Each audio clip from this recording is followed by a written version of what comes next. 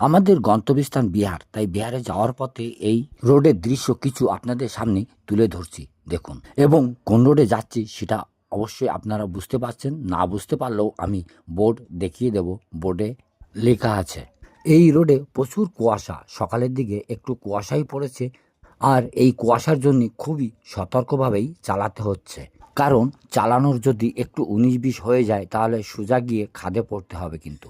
এবং রাস্তাও কিন্তু সোজা নয়, একা বেঁকা রাস্তা।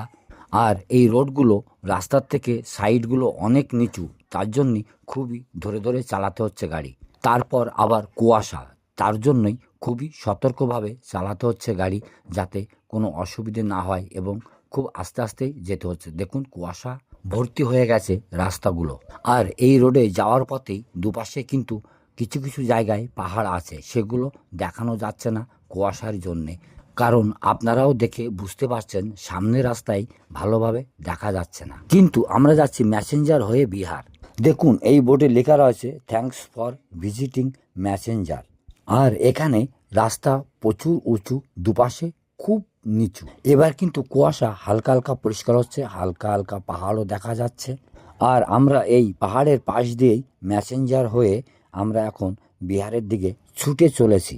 এখন রাস্তা কিন্তু ভালোই পরিষ্কারই লাগছে, ভালোই দেখাচ্ছে। আস্তে আস্তে আপনাদের সব কিছুই দেখাবো যদি আরও পরিষ্কার হয়। এরকম পরিষ্কার হলে গাড়ি চালানোয় খুব একটা অসুবিধা হয় না।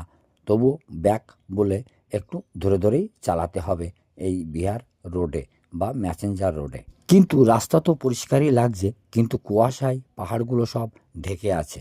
আবার এখানে জাম পড়ে গেছে, দেখা যাক জামে কি হয়। জাম কাটিয়ে আবার শুরু করলাম গাড়ি চালানো। এখন থেকে এই রোডেই আস্তে আস্তে জামে জামে চলতে হবে। এবং তার পাশাপাশি সাইডগুলো দেখানোর আমি একটু আপনাদের চেষ্টা করছি। এখানে ভালোই পরিষ্কার, যার জন্যে আমি এই বিল্ডিংগুলো আপনাদের দেখাতে পারছি। আজ এই পর্যন্তই, আবারও দেখা হবে পরবর্তী আরেকটি নতুন ভিডিওর সঙ্গে। ততক্ষণ সবাই ভালো থাকবেন, সুস্থ থাকবেন।